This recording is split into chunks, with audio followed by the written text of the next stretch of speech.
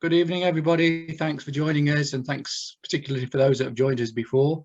Tonight's talk is quite unusual in title, really. Those of you that have listened to me before over the last 6 months or so know that I've talked a lot about topics around the 19th and early 20th century in Uttoxeter. So this talk goes back some considerable time.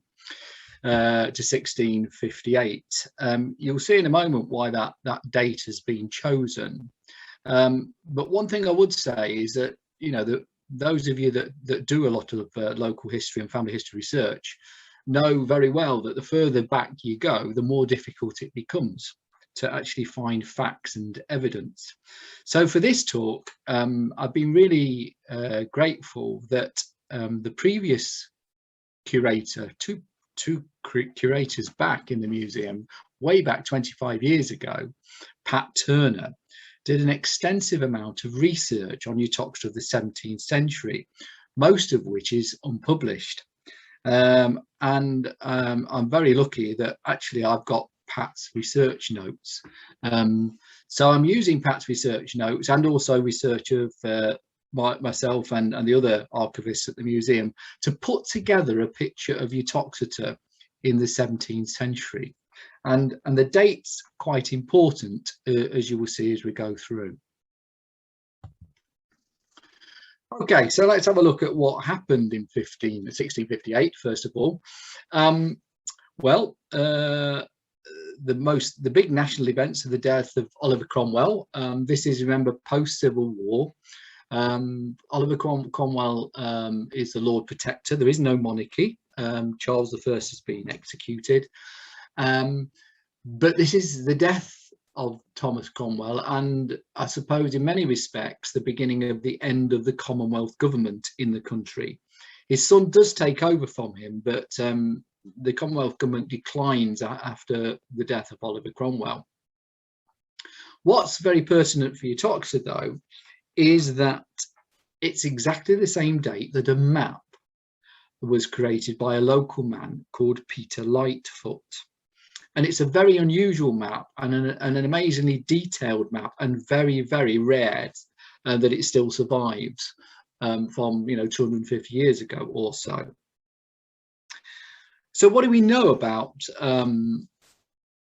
Peter Lightfoot? Well, we don't know vast amounts about him.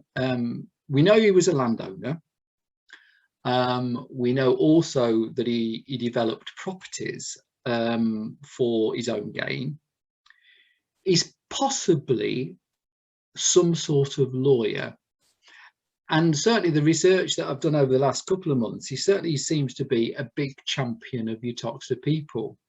His signature is on the screen. So this is Peter Lightfoot's signature, actually just 10 years before he drew the map. And it's on something that is part of a research that's going on between varying universities, Leicester, Nottingham, Southampton at the moment, that looks into petitions that were filed to the government and to Oliver Cromwell's Commonwealth government for compensation. Essentially, it is a claim by people that have been wounded, widowed, the property confiscated, destroyed, for compensation from the government. And what happens is that Peter Lightfoot and others within the town, the literates within the town, help others to put in a claim. And the research is throwing up all sorts of interesting things. It doesn't finish until 2022, so it's early days yet, but Peter Lightfoot's name crops up. What we do know about him, he's the son of the vicar of St Mary's Parish Church at the time, Thomas Lightfoot, and he does seem to get himself involved in property issues. His name appears in all sorts of things, law, wills, inventories, sometimes in claims against the government. He was particularly vociferous in an attempt, even by Charles I, to enclose the High Wood. Those of you that know Uttoxeter, then they'll know where High Wood Road is. Well, the High Wood was a wooded area above the town, which was one of the town's commons, which allows people of all sorts to graze, to collect wood. It's the common land, and there was an attempt to enclose it and kick people out of it. And Peter Lightfoot was one of those that put his signature to a petition. So he's an interesting character, and I'm sure as this research done by these universities is published, we'll know more about him. But we know him best in Uttoxeter anyway for the publication of a map.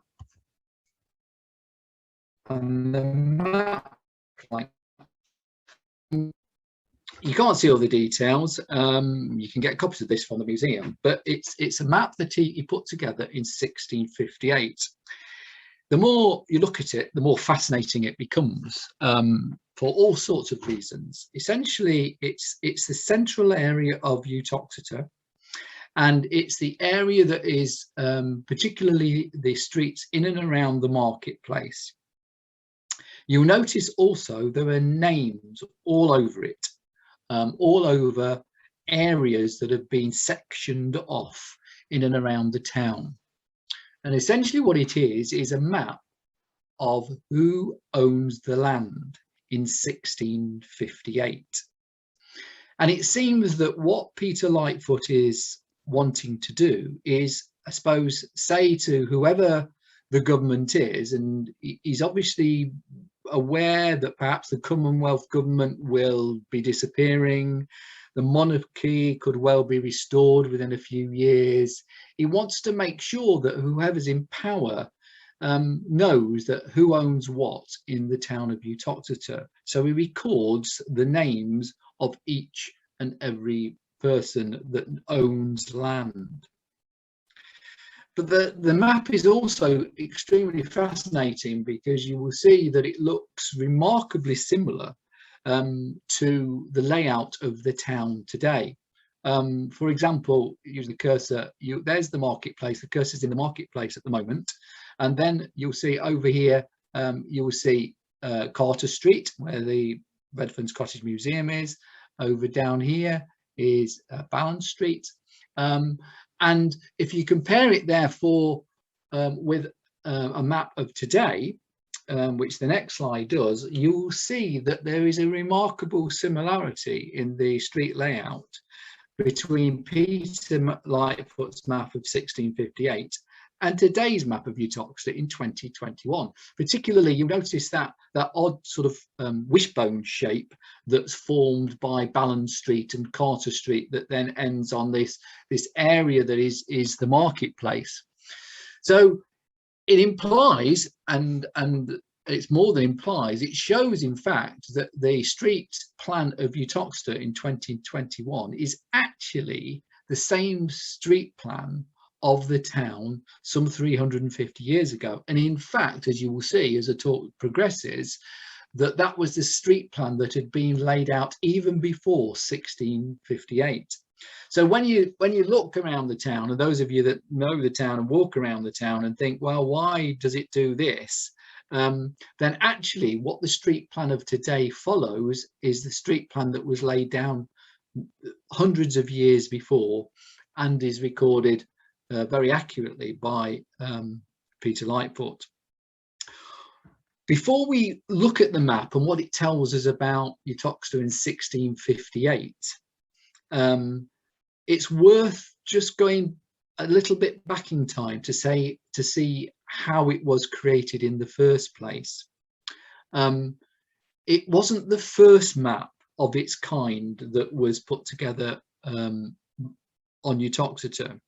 There was an earlier map, and we need to look at something about the background to that earlier map to understand why the map that we see as Lightfoot's map comes about. So let's just take a step back in time, and we're going back in time about 30 years to about the time of 1628, 1625. That's the sort of time period that we're beginning to look at. Now, the important thing to say about this time was the fact that Uttoxeter in the early 1600s, as it had been since the early 14th century, was the land of the Duchy of Lancaster, i.e. it is crown land.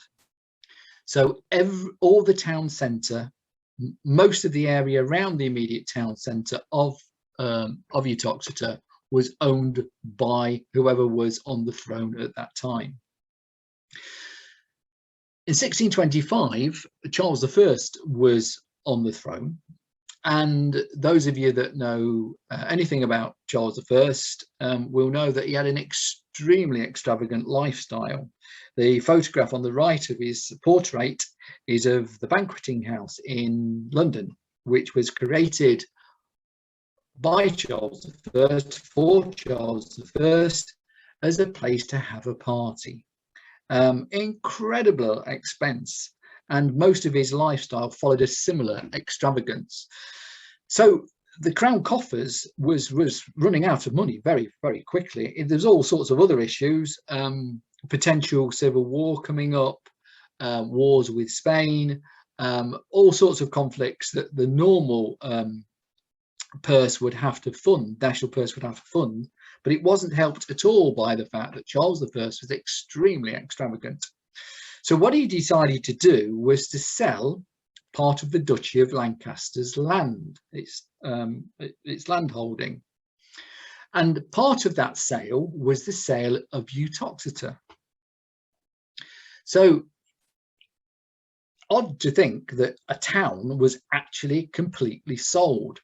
And we have the records that show the sale, and it was sold to a group of 3 London-based businessmen. And the businessman is a bit of a general term for them, really. There's 2 important supporters of Charles, high up in the court, William Whitmore and Lord Craven, and then there's a chap that's called Mr. Gibson. Now, Mr. Gibson appears to be a lawyer. So those 3 people bought from the Duchy of Lancaster, Uttoxeter, all of it. And it's from that sale that we have the beginnings of a record of the 17th century land holding in Uttoxeter. What they did, therefore, is to go through every single record of land holding in and around the town. So they bought the land. We don't know how much they paid for it. That record has been probably is lost. It might be in the Duchy of Lancaster records, which we haven't seen as yet.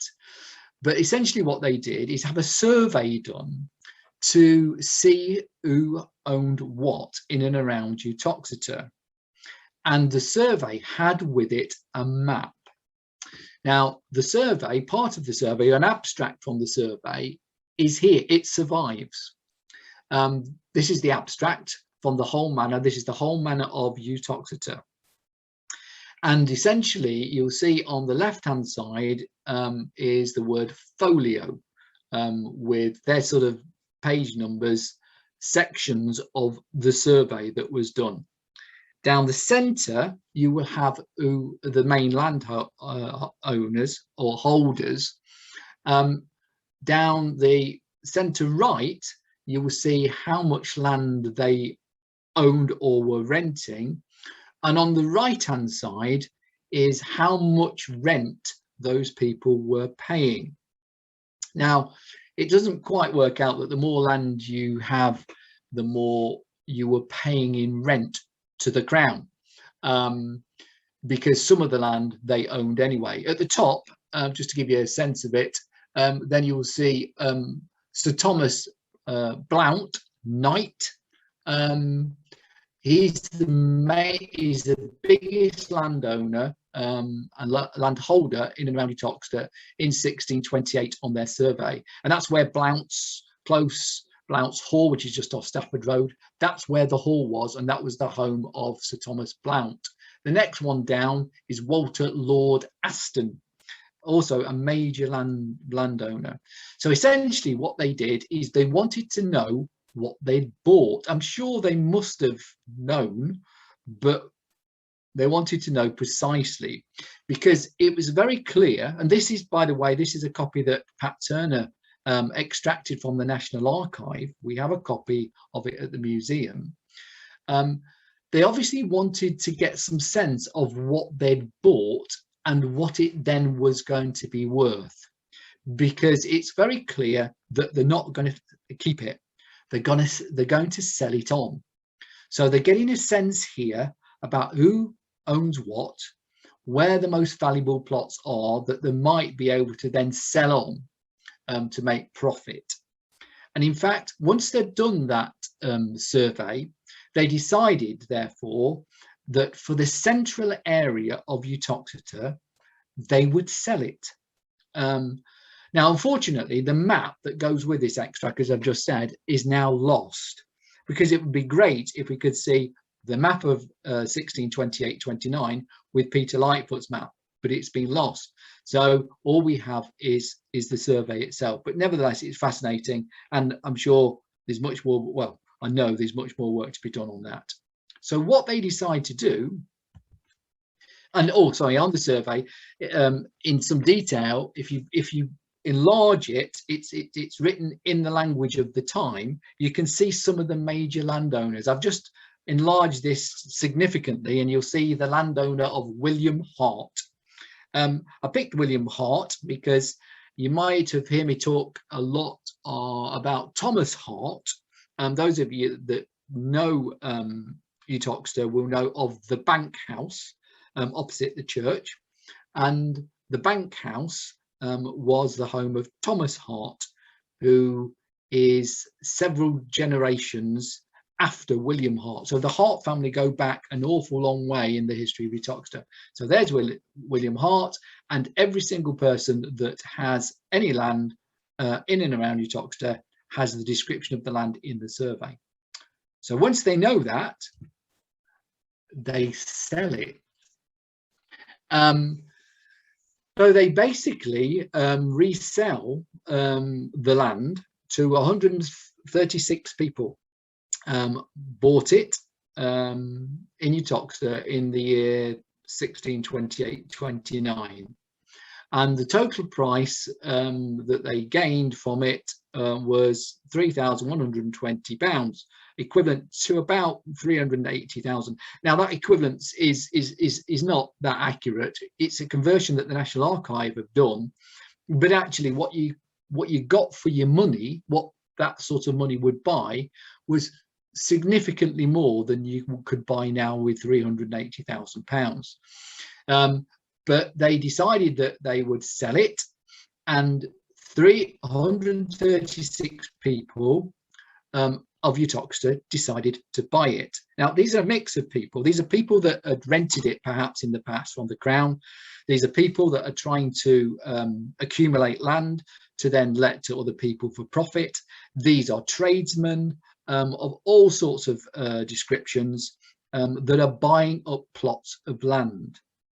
But it's interesting that the land is sold to Uttoxeter. It's not sold to anywhere else in the country. It's sold back to the people. I suppose in some respects you could say, well, they're the people that want it most because they live in the town. But the people do buy it. 136 people have recorded as making a purchase. And if you focus in on Lightfoot's map, which is 30 years after, you will notice that the people that bought it have their names recorded. Now, this is 30 years on. So what Peter Lightfoot does is to say, well, okay, in 1628, Peter Lightfoot would have had that original map. He would have had that original 1628 survey. And he therefore wanted to show that 30 years on, these are the people, some of whom bought it in 1628 and some of whom had passed it on and sold it on. These are the people that held the land. I highlighted these particular bits. This is Carter Street, and you'll see the words Carter Street on there. And you will notice just above the word street a set of houses. Now, one of the things about looking in close up, I'll dwell on it just for a while, we're not quite sure whether or not every single building is recorded in the space of the land. So you've got buildings and land, and it's the land that has the name in them. So above street, you'll see a building, and then behind that building, you'll see to its left and its right, the name of William Heaton, W.M. Heaton, and Allport, and then William Heaton over on the left-hand side. Now, what we do know is that William's father, Richard, actually was one of the purchasers of the land in 1628, and William has inherited it 30 years on. The reason why I've dwelt on that piece is because that particular building, where just above the word street, is in fact the museum. So there is, as it stands now, that's Redford's Cottage, that's our museum. So that building was built on a plot bought by the Heatons from those London businessmen, one of many that was then sold to the people of Uttoxeter. So that building, and we know that because inside our building, and those of you that haven't come, please come along, we have the carpenter's mark on one of the main beams that is clearly written 1628. So we know that that building is one of the oldest buildings in Uttoxeter and dates back to this time. So Lightfoot's map, what he did is update the original survey, and Lightfoot's map has all the landowners that were in and around Uttoxeter in 1658. What's interesting from the work that Pat Turner did, and I picked up from there, is that if you look at the landowners, the survey that Peter did to go with his map, only a third of the properties by 1658 were actually owner occupied. So you can see what's going on here is that, yes, a third of them were being lived in by the people that owned them. So a third of the land was being lived on by the people that had bought them. But 2/3 were being rented out, where people had obviously bought them, inherited them, and were renting them out in order to gain rent. And this is not unusual, not at all unusual. I mean, land and building ownership is really a 20th century phenomenon. Even by the early 20th century, it's something only about less than 20% of people actually own their own home and land, and so most people lived on land and in properties owned by somebody else. And this is definitely the case in 1658. The names, though, are of the owners. The names are not of the tenants. So we need to just differentiate. But it's interesting to look at it because you'll see sort of top left-hand corner of the map and towards the left centre, the fields that are coming right into what we know as the back of High Street. You'll also see down at the bottom right-hand corner of the map, the town meadows, very valuable for the town, some of the most valuable agricultural land anywhere near the town, which is down in the bottom right-hand corner. And you will also notice there's a wavy line that's round at the bottom of the map, and that is the Hotley Brook, or the Picknells Brook, that is draining towards the River Duff. So that's essentially how it works. Some of the buildings are drawn in profile. Some of them haven't got names next to them because you couldn't fit them in. So you'll see, particularly on the marketplace, when we come to it in a moment, little tiny numbers which then correspond to the survey. So you can therefore see who owned what in each point. So amongst those buying the land and owning the land in 1658 was our friend Peter Lightfoot. And there, from the survey that he did himself, under the letter L is Peter Lightfoot, and also his sisters Elizabeth, Mary and Anne. And the numbers to the right hand side for Peter are 4, 49, 51 and 55. So he owned those plots of land, and his sisters obviously shared that one on 29 and Anne on 50. You can't quite work out exactly where every single plot is again with the survey. It doesn't quite work out as accurately as you would want it to, but nevertheless we've got a really good idea who owned what in Uttoxeter. And you can see therefore, when I said right at the beginning of the talk, you know, he is a landowner. He's owning at least 4 properties, and he has a share of others as well in the town. So let's have a look at some details within the map and what it begins to show us. Now, when you look at the map, you've got to look at it in great detail. Now, those that know me well know that I'm fascinated with old maps, and as by training, I'm a historical geographer interested in towns and maps. So that's why I'm always fascinated. And you can look at it for days on end because there's lots to see. So this is just a run through of some of the main features that it shows and also what it shows about the town. So let's have a little look.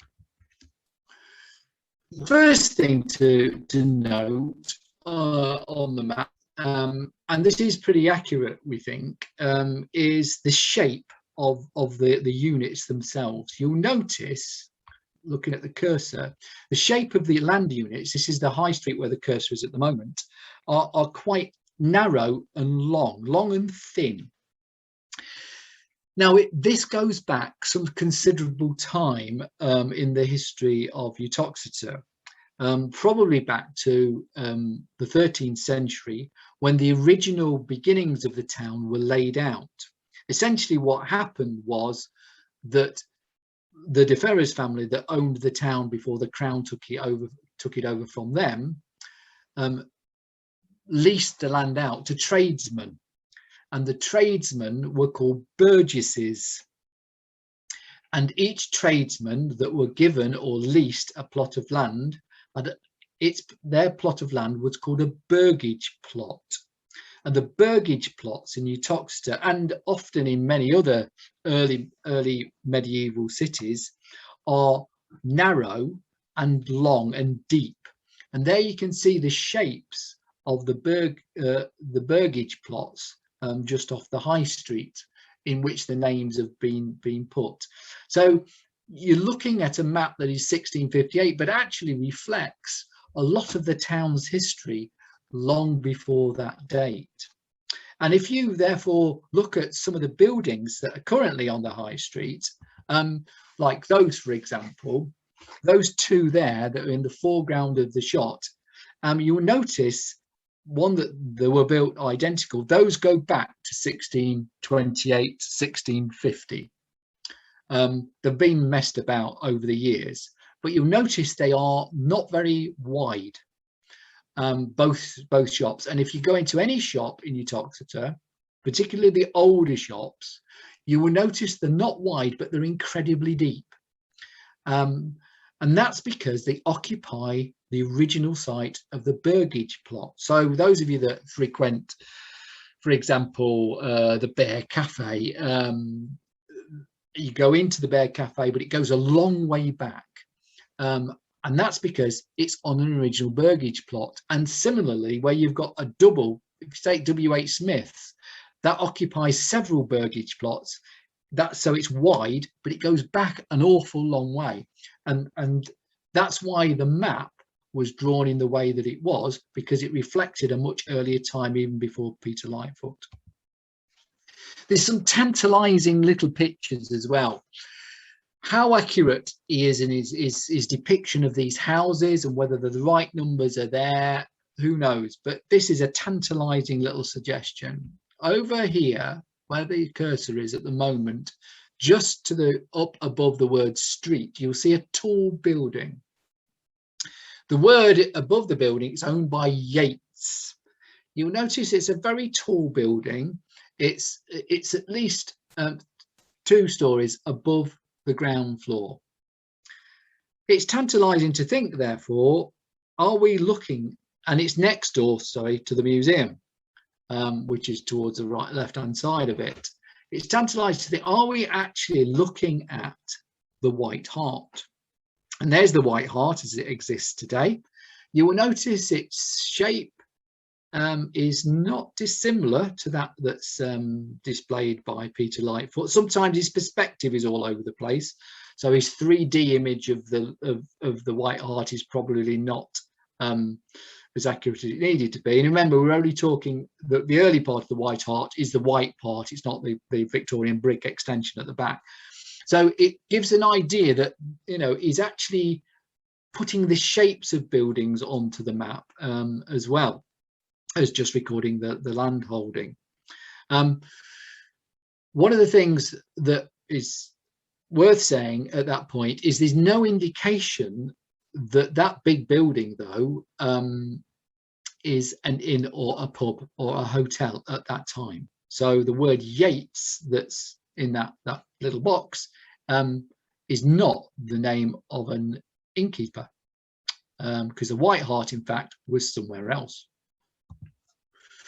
So, but it's an update of the map, and what I'm going to do, and there's the update of the 1628 map, and what I'm going to do is take just little glimpses of it to give you a sense of some of the interesting features amongst it.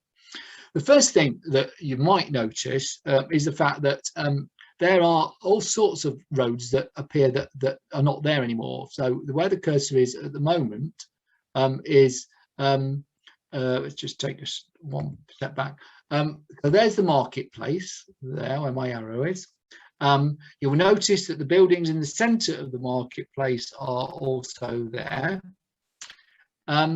And you'll also notice that there are streets there that are not there already or have a prominence that is not there. A particular one that's worth pointing out is this junction. This is the junction of Carter Street, High Street, the Marketplace, and Church Street.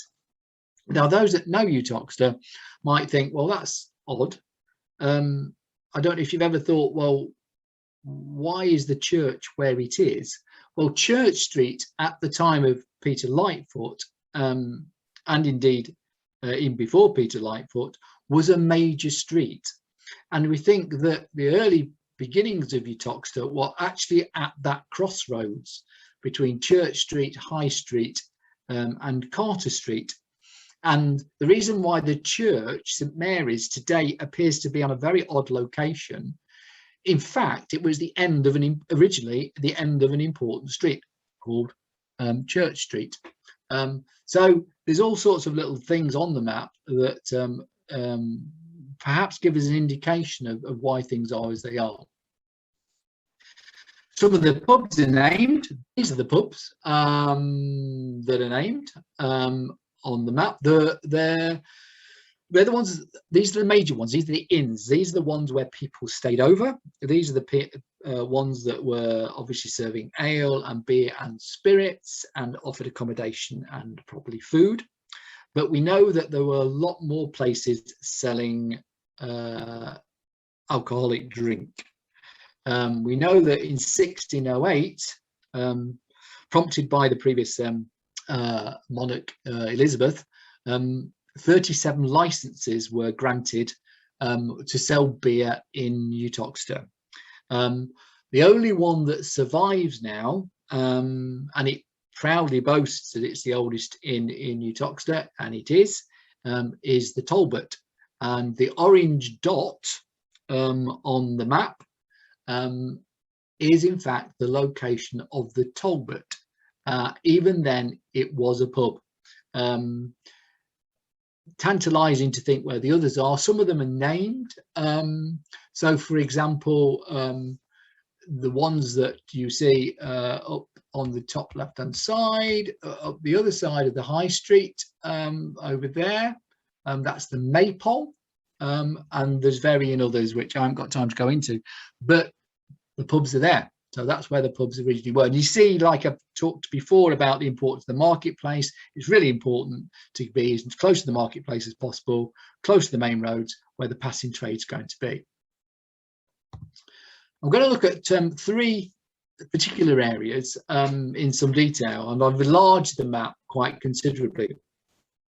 If we take the orange arrow first, so I'm going to do each of the 3 arrows. The orange arrow is the center of the marketplace. That funny little cone-shaped thing that you'll see to the left of my arrow is in fact what we now know as the conduit or the Samuel Johnson Memorial. That was where it was originally sited. In fact, at that time in 1658, it is the town mains water supply.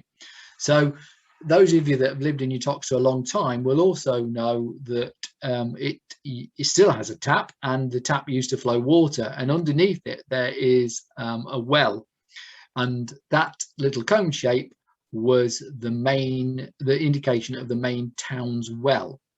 To the right of it is a funny little splodge. My arrow's almost obliterated it.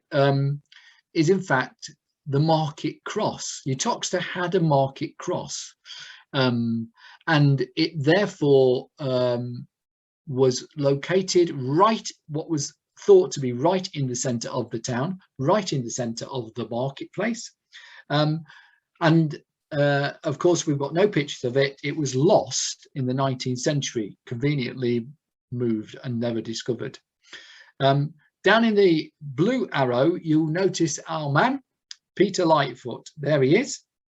That's his patch. He's living on Ballan Street, on the corner of Pinfold Street. Pinfold Street still exists, but is a dead end. Well, it's not a dead end. It goes all the way down. It's a dead end to cars. It goes all the way down to a level crossing, a pedestrian level crossing. At the time of Peter Lightfoot, it was a major street, as was the street that's parallel to the right, which you will notice is Spiceal Street, over towards my other arrow. So that particularly was where he lived. The marketplace and the green arrow, interestingly enough, is the site of the original Elaine's Grammar School. Now, the lane itself that runs down in front of the building over here, which is the green arrow, this building over here, that's the original site of the grammar school, and the lane itself was called Schoolhouse Lane. We know it as Bridge Street. At that point in 1658, there was no bridge. Neither was there a bridge at the end of Pinfold Lane. So the only bridges crossing the watercourses, either the Dove or the Hockley at that time, were the old Dove Bridge. And what you can't see, it's off shot, but on the map and down on the bottom left-hand corner of the original map is a little label that says Road to the New Bridge. So the bridge that we now know is the Hockley, which where the railway line now is and goes over the Hockley Brook, obviously in 1658 was a new bridge. But before that, the only way of crossing over down at the bottom of Pinfold Street and also Schoolhouse Lane, what we now know as Bridge Street, was by a ford, just open water, and you took your chance according to how deep it was. So the marketplace probably looked a bit like that. This is a drawing, an etching that was much later than, about probably 100 years later, but wouldn't have changed an awful lot from the times of Peter Lightfoot. And you can see that it's remarkably similar. Building styles have changed, but remarkably similar to the way that the marketplace and the high street going into the distance looks today. The left-hand side that inn sign that you can see where there's a cart in front of it, that is supposed to be the old Talbot in the sketch. So as I say, the green arrow points to the original Lane's Grammar School, and that is what it looked like, again from a sketch that was taken much later on. So if you were standing outside Waitrose supermarket in Uttoxeter, particularly the pedestrian entrance, and looked straight in front of you, instead of seeing what is now the original factory shop, you would have seen the original Lane's Grammar School, which already in Peter Lightfoot's day had been there 100 years. So you're looking straight up Bridge Street there. Also on the map, you'll see some very, very big areas of land owned by one person. And the biggest area owned by one person is the area that we now know as Dove Bank. And the area that is all the area that's from the church, St Mary's Church, all the way down Dove Bank to what we now know as the Uttoxeter bypass. And it was owned by a chap called Mr Wood. Mr Wood was by far the richest man in Uttoxeter and owned the biggest house. You'll notice not only has he's got his very, very large house, which probably looked like that. This is not his house. We've got no idea what it actually looked like. This is Little Morton Hall in Cheshire, but is of the same date and is of the same size and has the same number of hearths. Hearths being an indication of how big the place was through the hearth tax. You can see it had landscape gardens, lots of outbuildings, and Mr Wood also owned the fields that then come towards the bottom of the map. You'll also notice this very odd little island of land. And those of you that know the town, it's now the Staffordshire Clinic Dentists, and the lanes is, and that's we now know as Back Lane. The entire lot was called Bradley Street at one point, and it then became Silver Street. This lower part became Silver Street when this property was sold. It looked like that. We think it probably had a set of that's my phone. A set of outbuildings that looked like that. It later was bought by a family called the Coe Stakes, which probably will be the subject of another talk, who became silversmiths and jewellers and used these outbuildings of Mr Wood's house as a jewellery manufactory. And Bradley Street, at its lower end, changed to Silver Street. That's why it was called. Most of Uttoxeter, though, wasn't made up of grand houses. It was made up of timber-framed watling door houses, a bit like the museum is. This is obviously a much later shot. This is Carter Street, as if you're going down towards the Hotley and towards Ballan Street. It's now occupied by a set of brick flats, timber-framed, thatched, small dwellings, very, very cramped in some parts of the town, not at all like the house that you saw that Mr Wood had on Peter Lightfoot's map. So have all those houses in Uttoxeter been removed? Have they all gone? You know, it's a very tantalising question. How many of the buildings on Peter Lightfoot's map still remain? There's still huge amounts of work to be done on the history of Uttoxeter, and particularly its buildings. A piece of work that was done probably now about 10 years ago, even longer, by English Heritage, actually suggested that a lot of the buildings in Uttoxeter are of a timber frame construction and probably date back to the time of Peter Lightfoot. Now you would think, well, where are these buildings? Where have they gone? Well, actually, they haven't gone very far at all, because if you look deep enough and do the research into them, you'll see surprising things. These buildings are on the high street. When, for example, you know, the exterior is peeled off some of the buildings in the centre of Uttoxeter, what you actually see is the original building that was there in the time of Peter Lightfoot. And there you can see these chaps. That was the original Westhope's jewellery. And there you can see they're peeling off. It's been restored on the left, and that's what they found when they were removing the Victorian mess. On the front, this timber frame building. And in fact, there are many timber frame buildings in the centre of Uttoxeter that were on the Peter Lightfoot map. Now, the obvious ones are there. So the Talbot Inn, there you can see down the right hand side, it's timber framed, of varying periods. Timber framing is there. It's brick fronted, but the original, what would have been wattle and daub walls, are clear to see. But you will then see that to the right and the left of it, there's, as you see in many parts of Uttoxeter, brick buildings. So the implication there is all those buildings on the Lightfoot map have gone.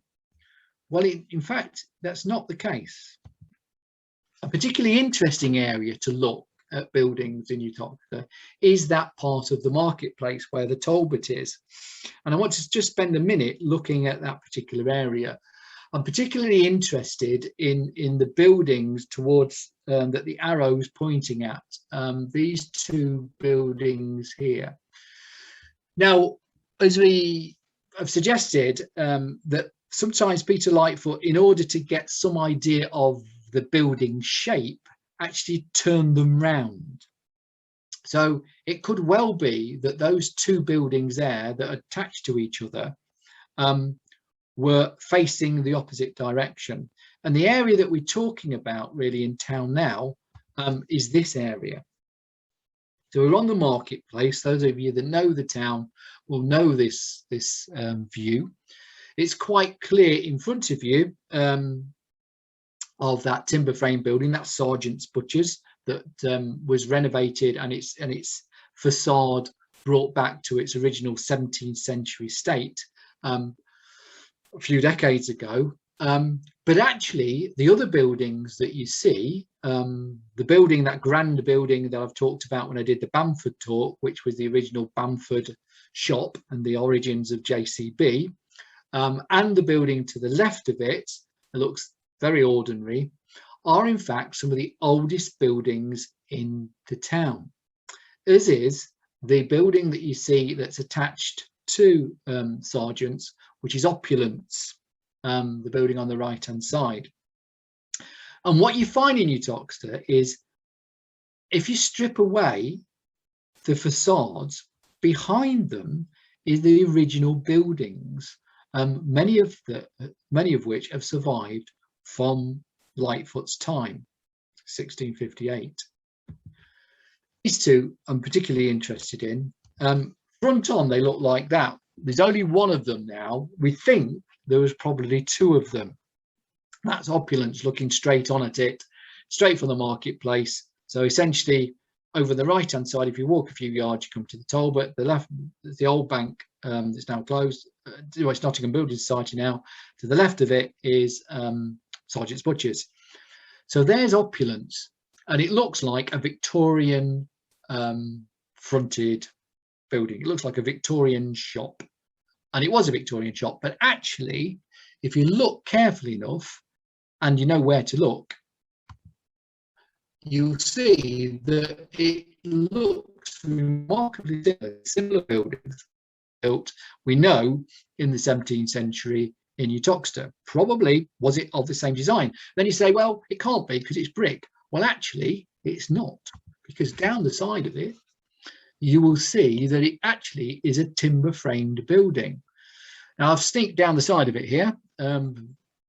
Forgive me if you're a resident of that building. But on the left-hand side, you'll see the brick front of Opulence that's been slammed on to the timber frame of the original building. And there you can even see those dashes on those timbers. They're the original woodworkers, carpenters' marks that date back certainly to the mid 17th century, and they are still there.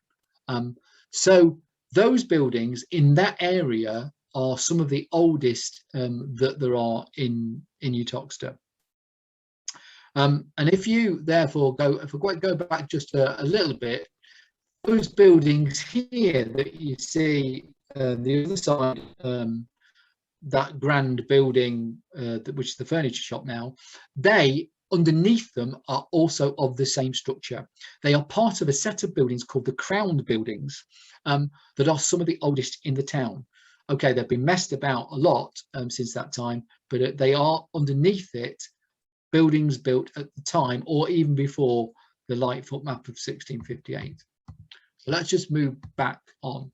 So why are there so many buildings in Uttoxeter in 1658? Well, one of the things that goes with that map is the context that actually in 1658 and for most of the 1600s, Uttoxeter was a seriously important place.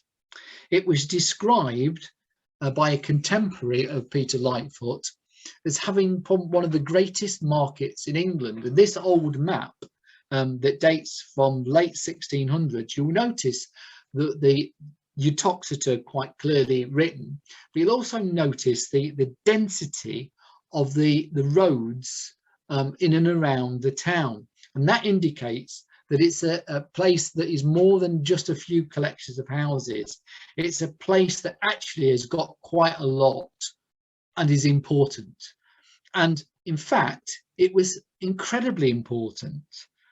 It was so important that it was one of the most important towns in the area that we now know as Staffordshire and the West Midlands.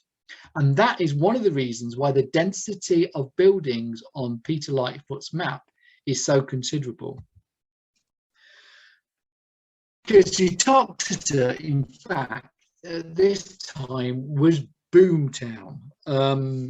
This is not a great copy of a piece of research that was done in the 1980s. Essentially what it is the population map of Uttoxeter. So over on the bottom axis is the years, starting at 1600, going to the right-hand side, 1700, and up the side, it's in thousands, going up to 3,500.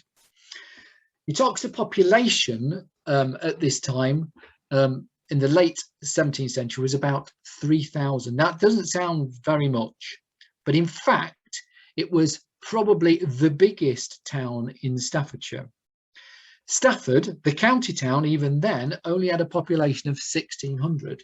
To give you some context, there are bigger towns, of course. I mean, Chester, for example, at this time is about 9,000. Manchester, this is pre-industrial, so Manchester is only 5,000. So Uttoxeter at 3,000 was considerably bigger than many, many towns throughout the country. And it therefore led to a considerable development of property, land and property, hence the density of the Lightfoot map. And if you look at another map, which shows you the area that is to the west of Uttoxeter, this is the area that we would now say is Stoke-on-Trent. You'll notice there is no density of buildings at all identified anywhere. At the time, for example, Hanley had a population of not much more than 500. So Uttoxeter was significantly bigger. And the secret to its success were those things, cows. What Uttoxeter became was a very, very important centre, national centre of products of cows. The land in and around Uttoxeter, those that know the land in and around Uttoxeter, much of it is clay. And clay has to be worked very hard to produce very rich crops. It produces great grass. And on great grass graze cows. And the success of Uttoxeter in the 17th century is built on the products that come from cows, from dairy and beef cattle. In fact, it becomes one of the leather and cheese towns of the country. So on the left hand side is a leather, a tannery, and on the right hand side, obviously, a nice piece of Stilton, I think, or whatever it is there. Uttoxeter was considered one of the major towns in the country, not just in the area, for the production of the leather and cheese, because there were so many cows being grazed in and around Uttoxeter, producing so much hide and so much milk turned into cheese, because you couldn't keep the milk, that it became the mainstay of the Uttoxeter economy. And people came into town from many, many miles away in order to purchase in bulk leather and cheese. So the town grew enormously. And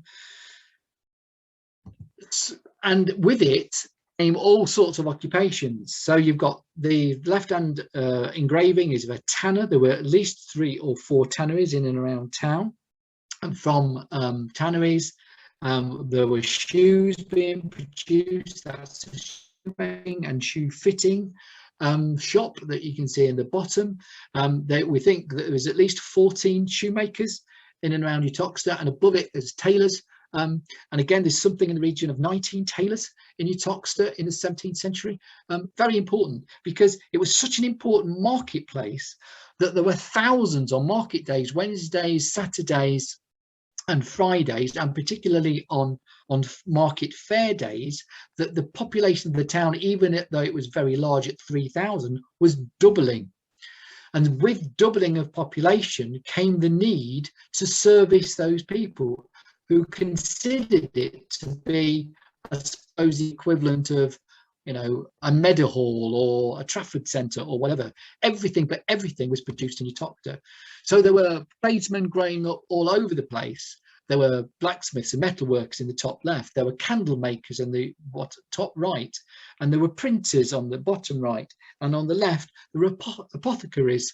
People needed to be serviced by the shops that were there.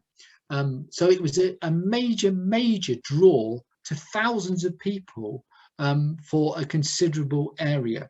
Not the little town that we know it today, that, you know,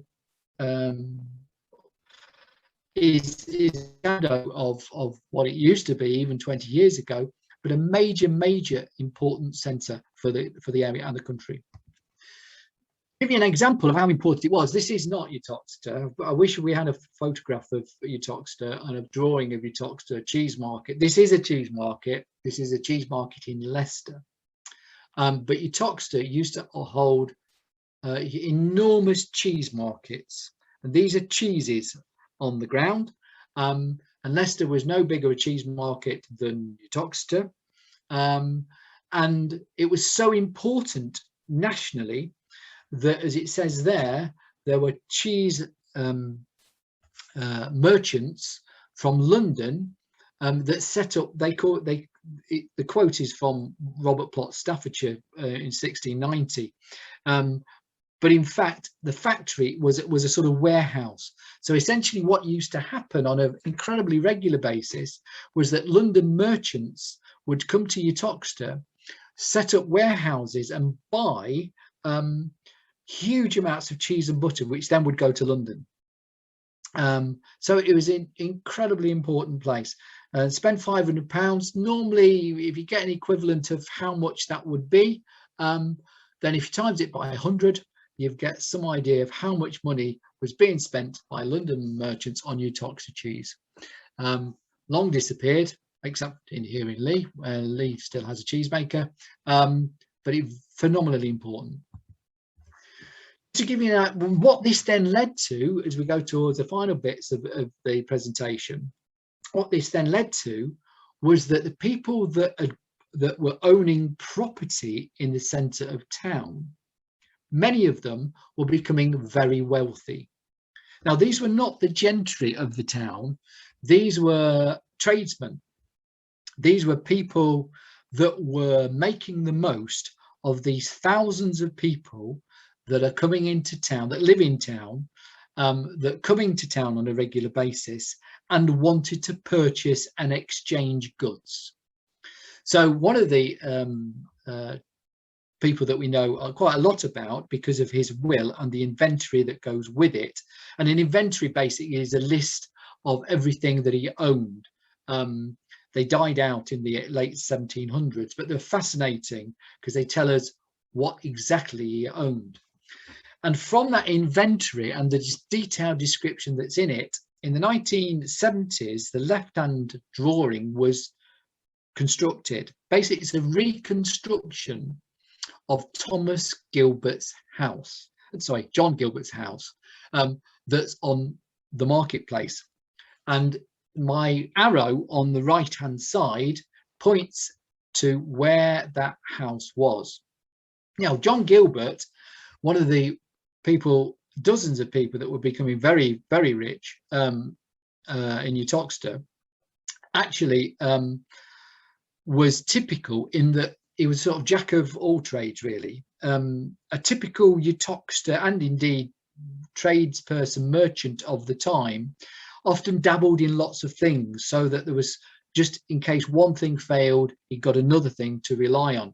So basically, he was an ironmonger, a rope maker, and a farmer all at the same time. His farm was outside of town, but his ironmongery was at that particular point. So where are we talking about? Well, it's on the map, it's called Back Lane. We know it as Queen Street. So it's the street that's at the back of, those that know Uttoxeter, where Wetherspoons is. His front of the property, his shop part of it, would have faced onto the marketplace. So John Gilbert is very typical, and incredibly, what survives is his stock in trade. And his stock in trade of John Gilbert's shop, which is on Peter Lightfoot's map, is on the left-hand side. So what I've done is extract it from the historical document and put it into, fonts that we can all read. It's fascinating just to look at it. You can see right at the top of the list is 33 stones of hemp for his rope making. Now, a rope requires to be made, those that have seen rope made, normally has a rope walk, which is a long expanse so that they can wind the threads of hemp. It's thought that John Gilbert's rope walk was out of town. But you can see he's got 81 pounds of rope, he's got tar, pitch, twill. He's an ironmonger, so he's selling all the things that the people of Uttoxeter and might want, and the people that are coming in to buy things. He's got twill, material, hair, glue is spelt like that in those days, hops, chalk, wanty hooks, 8 of them. Wanty hooks are hooks that go onto a horse's bridle that allow sacks and bags to be carried by the horse. And then you'll see varying tools that he stocks, arrowheads for those that are hunting, and then for the kitchens, dripping pans and stew pots and bread graters. And then he sells locks and even buckles for garters, nails, lead weights, swipples. Swipples are tools that are used for the thrashing of corn.